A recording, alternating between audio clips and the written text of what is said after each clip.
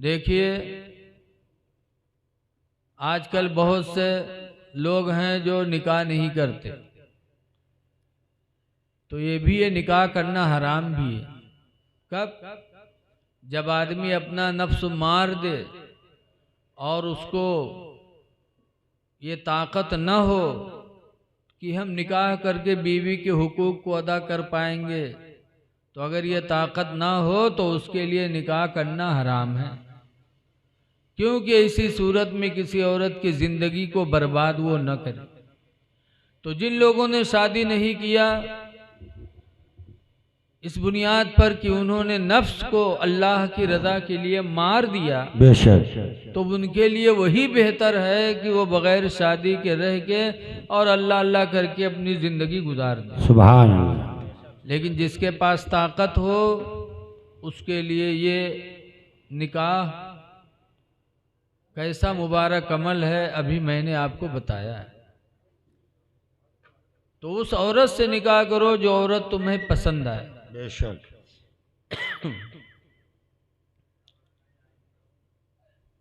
औरत का एहसान होता है मर्द पर। हजरत उमर रदी अल्लाह ताला अन्हु का ज़माना था। आज हम लोग सोचे थे कि हमारा एहसान औरत पर है, हम कमा कमा के खिलाते हैं, हमारा एहसान औरत पर है, लेकिन नहीं, औरतों का एहसान हम पर है, हमारा एहसान उन पर नहीं। बेशक, बेशक, क्योंकि हम जो कमा कमा के खिलाते हैं, हम निकाह में वादा करके आते हैं कि घर का चलो अत्ता मेहर देवे और खाना खर्चा सब देवे। तो जब वादा करके आते हो तो उसमें कौन एहसान? औरत का एहसान है मर्द पर। हजरत उमर फारूक आदम रदी अल्लाह ताला अन्हु के ज़माने में एक आदमी अपनी बीवी से बहुत तंग आ गया, तो उसने इरादा किया मैं जा रहा हूँ अमीरुल मोमिनीन से शिकायत करके और इसका मामला साफ करूँगा। वो बेचारे गए हजरत उमर रदी अल्लाह ताला अन्हु के दरवाजे पर, और हजरत उमर उस वक्त प्रधानमंत्री थे, समझो पूरी दुनिया के अमीरुल मोमिनीन थे।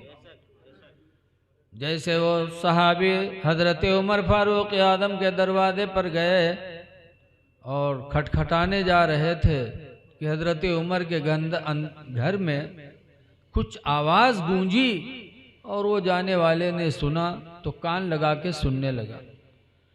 तो क्या सुनता है कि हजरत उमर रदी अल्लाह ताला अन्हु बैठे हैं और उनकी बीवी उनको फटकार रही है, आप ऐसे हैं, आप ऐसे हैं, आपने हमारे साथ ये किया, हमारे साथ वो किया, जो औरतों की आदत होती है। हजरत उमर की बीवी इस तरह कह रही थी, हजरत उमर बैठे सुन रहे थे। काफ़ी देर वो बेचारे खड़े सुनते रहे। जो गए थे शिकायत करने, उसके बाद वो वापस चल पड़े। उन्होंने कहा या अल्लाह तेरा शुक्र है, हम तो गरीब आदमी, बीवी कुछ कहती तो हम भी कह लेते, लेकिन अमीरुल मोमिनीन के घर में तो बहुत बड़ी आफत है। उनकी बीवी एक से एक बात कहती जा रही और ये चुप है। तब दिल में सब्र पैदा हुआ कि जब अमीरुल मोमिनीन हो कि अपनी बीवी की बातों को सुन रहे हैं, तो हम तो एक आम आदमी हैं, अपनी बीवी की बातों को सुनकर सब्र करने में क्या चला जाए। सुभान अल्लाह। ये जब वापस चले, जब चले तो इनके पैर के अंगूठे दिखाई दे रहे थे हजरत उमर को। देख रहे थे कि कोई हमसे कुछ कहने आया, लेकिन बीवी कुछ कह रही थी तो कुछ बोले नहीं कि बीवी का जो भड़ास है निकल जाए। लेकिन जब वो जाने लगे तो हजरत उमर ने पूछा कौन? तब वो खड़े होके कहते हैं अमीरुल मोमिनीन में फला हूं। तो उनकी बीवी फौरन अंदर चली गई। आजकल के मेहरुए हुए थे तो पहले उन्हीं ना गई थी। जैसे आजकल बहुत से जगह जाओ, किसी को बुलाओ तो अंदर वो बाहर अइए कहीं का बात। अगर कोनो फायदा वाली बात हो तब तो बताइए है घरे, नहीं तो कहीं कहूँ गए और अइए घरे ही ना। हजरत उमर की बीवी फौरन अंदर चली गई।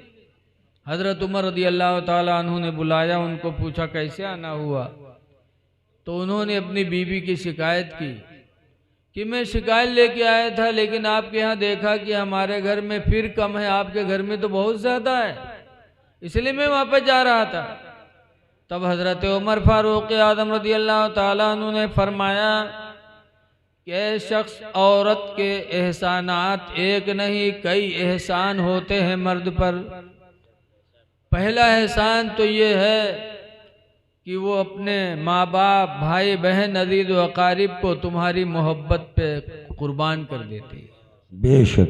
दूसरा एहसान ये है कि उसके वजह से घर मिसले जन्नत बना रहता है। जिस घर में औरतें न उस घर में कोई रौनक रहती है। और तीसरा एहसान ये है कि औरत की वजह से हमारी निगाहें गुनाहों से बचती रहती हैं। और चौथा एहसान ये है कि वो हमारी अमानत को अपने पेट के अंदर 9 महीना तक महफूज रखती है। और पांचवा एहसान ये है कि उसके पेट से अल्लाह ताला हमें औलाद अता फरमाता है। और छठा एहसान ये है कि वो औरत हमारे बच्चों की परवरिश मुफ्त में करती है। आज जिस बच्चे की माँ ख़त्म हो जाती उस बच्चे की परवरिश में कितनी मुसीबतें आती हैं। तो हज़रत उमर फरमाते हैं कि जब इनके इतने एहसानात हमारे तुम्हारे ऊपर हैं तो कम अक्ली की वजह से अगर कुछ बातें कह डालती हैं तो इनकी बातों को सुनने में हमारा क्या चला जाता है। सब्र करो। तो हज़रत उमर फारूक आज़म रज़ी अल्लाह ताला अन्हु की ज़िंदगी को हम और आप नज़रों के सामने रखें और औरतों पे जुल्म न करें, रहम करें। यही हज़रत उमर फारूक आज़म रज़ी अल्लाह करीम की एक आयत मैंने पढ़ी है। अल्लाह ताला फरमाता है फन्किहू मा ताब लकुम मिनन निसा। सुभान अल्लाह। तुम उस औरत से निकाह करो जो औरत तुम्हें पसंद आए। बेशक। जो तुम्हें पसंद आए। मुसना व सुलासा व रुबा, 2 से करो, 3 से करो, 4 से कर लो। बेशक। फ़इन खिफ्तुम, पस अगर तुम्हें डर हो, अल्लाह तादिलो, कि तुम 2, 3, 4 से करने में इंसाफ नहीं कर पाओगे। अगर तुम्हें डर है कि हम 2 से निकाह करेंगे 3 से करेंगे तो इंसाफ नहीं कर पाएंगे, तो अल्लाह फरमाता है अल्लाह तादिलो फवाहिदा। अगर तुम्हें डर है कि तुम इंसाफ नहीं कर पाओगे, किसी तरफ ज़्यादा झुक जाओगे, तो अल्लाह फरमाता है तो अब तुम्हारे लिए एक ही जाएगा। रसूलुल्लाह सल्लल्लाहु अलैहि वसल्लम ने 11 शादियाँ की। ये हुजूर के लिए खुसूसियत है। जैसे हुजूर पर 6 वक्त की नमाज फ़र्ज थी और हम पर 5 वक्त की। ऐसे ही हम गरीब हों तो ज़कात खा सकते हैं, लेकिन रसूलुल्लाह सल्लल्लाहु अलैहि वसल्लम के लिए गुर्बत में भी ज़कात का खाना जायज़ नहीं था। तो कुछ खुसूसियात अल्लाह ताला ने नबी को अता की। उन्हीं खुसूसियात में मेरे नबी के लिए खुसूसियत ये भी है कि 11 औरतों से सरकार ने शादी किया और बैक वक्त 9 औरतें नबी के निकाह में महफूज रहीं। सुभान अल्लाह। लेकिन हुजूर ने इंसाफ कैसा किया, कभी किसी को सरकार से शिकायत न हुई। तो इंसाफ ज़रूरी है। अगर 2 औरत से निकाह करो तो दोनों की तरफ बराबर तवज्जो दो। लेकिन आज जहाँ नई की आवत है वह पुरन की बेचारी रिटायर, उसकी तरफ कोई तवज्जो नहीं। कहीं है इस्लाम में तो 2 शादी हैं, 3 शादी हैं शादी, लेकिन इस्लाम ने शर्त लगा दी कि अगर इंसाफ ना कर सको तो तुम 2 नहीं कर सकते। एक मौलाना साहब थे, उनके निकाह में 2 मेहर हुआ। तो एक दिन मदरसा में आए तो उनका कुर्ता उर्ता सब फाट और ये मेर हम पे जैसे भैंसा हम पत। हम लोग कहें कहा वो हजरत, अरे न पूछो, पुरन की अपनी तरफ खींच रही थी, नई की अपनी तरफ खींच रही थी, कुर्ता फाट गया, हालत खराब हो गई। ऐसा क्यों करो? जितनी ताकत हो उतना ही कदम आगे बढ़ाओ। बेशक बेशक सुभान अल्लाह। जो औरत तुम्हें पसंद हो उससे तुम शादी करो। औरत के अंदर कौन सी चीज देखी जाए जिससे उसको पसंद किया जाए। नबी करीम सल्लल्लाहु अलैहि वसल्लम से पूछा गया अय्युल मरत खैरुन, अल्लाह के रसूल सबसे अच्छी औरत कौन है। तो जब हुजूर से सबसे अच्छी औरत के बारे में पूछा गया तो नंबर 1 पर सरकार ने फरमाया इदा नज़रा इलैहा फसर्रतहु, सबसे अच्छी औरत वो है कि जब उसका मर्द बाहर से आके उसको देखे तो वो औरत अपने शौहर को खुश कर दे। बेशक बेशक। शौहर बाहर से आए और बीवी इस तरह सामने पेश हो कि शौहर देखते ही खंड वो खुश हो जाए, उसकी परेशानी सारी गायब हो जाए, तो वो औरत सबसे अच्छी औरत है। ये नहीं कि आते आते घर का सारा दुख दर्द सुना दे औरत।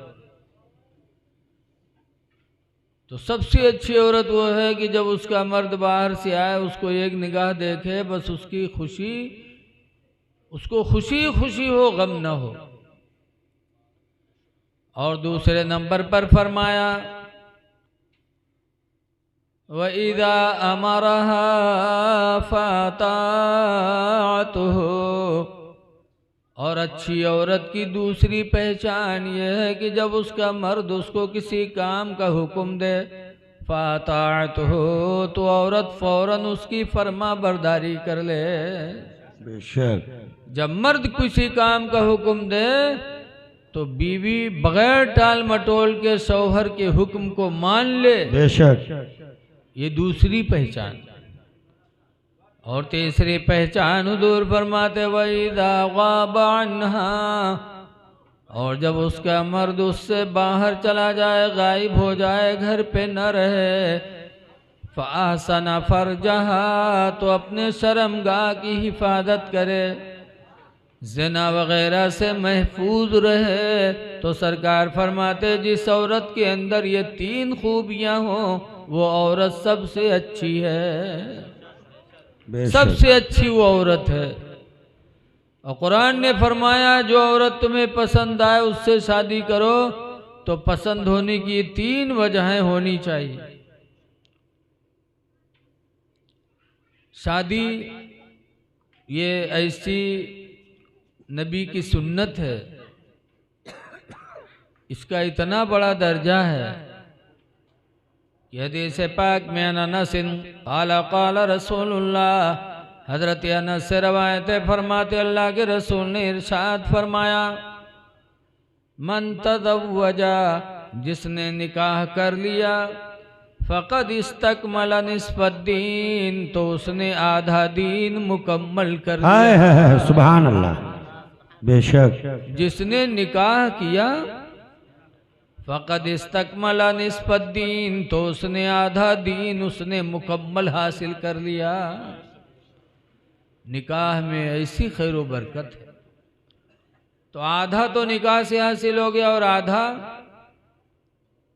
तो हुज़ूर फरमाते फलियत्तक़िल्लाह फ़ी निस्फ़िद्दीन, तो आधा दीन जो रह गया उस आधे दीन के बारे में अल्लाह से डरे और हलाल रोजी कमा के अपनी बीवी को खिला दे, बच्चे को खिला दे, तो हुज़ूर फरमाते उसने अपना पूरा दीन मुकम्मल कर लिया। सुभान अल्लाह सुभान अल्लाह। निकाह करने से आधा दीन और निकाह के बाद हलाल रोजी कमा के बीवी बच्चों को खिला दिया, तो नबी फरमाते उसने पूरा दीन मुकम्मल कर लिया। रिज़्क़ हलाल का भी बहुत असर है। इसीलिए हुज़ूर सल्लल्लाहु अलैहि वसल्लम के पास एक गरीब सहाबी हाजिर हुए और उन्होंने कहा अल्लाह के रसूल मुझे रातों दिन सदमा लगा रहता, अफसोस रहता है। कहा क्यों? कहा मैं गरीब आदमी हूँ, रोज़ा रख लेता, नमाज पढ़ लेता, कुरान पढ़ लेता, लेकिन दौलत न होने की वजह से मैं सदका नहीं कर पाता। और मालदार आदमी नमाज रोज़ा भी करता, कुरान भी पढ़ता और सदका खैरात भी करता है। तो हमें अफसोस इस बात का रहता है कि काश अल्लाह मुझे भी दौलत दिया होता तो मैं भी अल्लाह के नाम पर सदका करता, सुभान अल्लाह। तो सदक़े का सवाब मुझे भी मिलता जैसे मालदार को सदका करने का सवाब मिलता रहता है। बेशक बेशक। तब सरकार ने फरमाया था तुम्हारी शादी हो गई ना? कहा बच्चे भी? कहा। तो सरकार फरमाते तुम गम न करो, जो तुम हलाल रोजी कमा के अपनी बीवी बच्चों को खिलाते हो तुम्हारे लिए सदका ही लिखा जाता है। पता चला इंसान निकाह करने के बाद हलाल रोजी कमा के अपनी बीवी बच्चों को खिला दे तो वो सुबह शाम सदका का सवाब पाता है और उसका दीन मुकम्मल हो जाता है।